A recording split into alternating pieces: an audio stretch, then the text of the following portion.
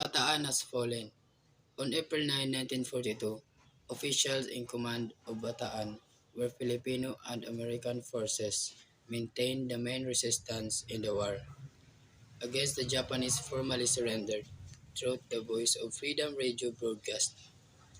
Third Lieutenant Normando Ildefonso Reyes, reading a message prepared by Captain Salvador P. Lopez, informed the Philippines and the world from Malinta Tunnel and Corregidor. The siege and defense of Bataan lasted 93 days, or just 4 months. After the United States Army Force in the Far East retreated to Bataan, Theodore Agoncillo writes in the fateful years Japan adventure in the Philippines of the events leading up to General Edward B. King Jr. official surrender of the Bataan command to Japanese troops. Thus General Edward P. King surrendered the Bataan command to the Japanese. His meeting with General Nagano Kamichiro and Colonel Nakayama Mato began at 11 a.m. Of April 9, 1942, he officially surrendered the Bataan command on 12:30 p.m. John H. Whitman notes in Bataan, our last ditch, that General King enacted a sin since 1865, the, and that has not been seen since the surrender of an American army. Agoncillo writes of the meeting.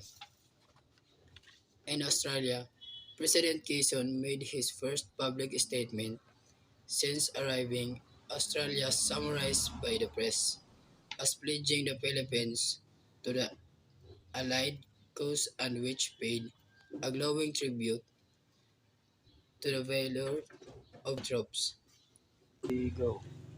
who fought side by side with the Americans. Every Filipino who fought on Bataan will be a national hero. He said, and pointed out that resistance continued in other parts of the country. For his part, Field Marshal MacArthur made a statement to reporters following the fall of Bataan.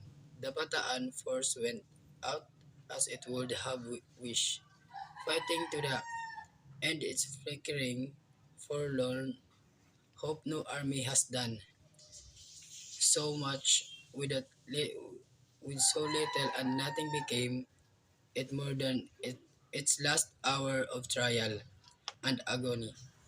To the weeping mothers of its dead, I can only say that the sacrifice and the halo of Jesus of Nazareth has descended upon their sons, and the God will take them unto himself.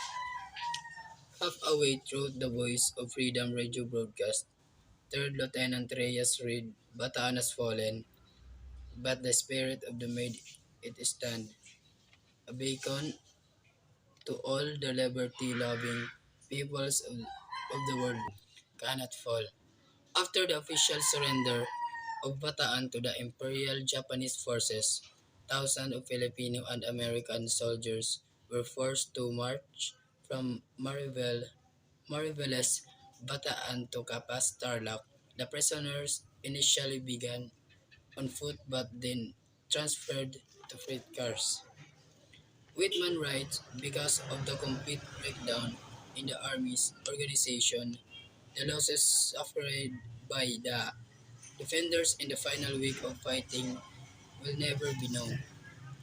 The Luzon Force personnel officers returned for April 3 carried 78,100 Filipinos and Americans on the rolls. About 3,000 men escaped to the Corregidor. There were about 45,000 Filipinos and 9,300 Americans in Camp O'Donnell, camp between April 10 and June 4. The difference in the two figures 75,000 and 54,300, is due to fighting the death march, and most significant, disease and starvation in the prison camp itself. Within 2 months of the surrender, more than 21,000 men disappeared. The death toll may vary, but it is widely considered one of the worst atrocities of the war.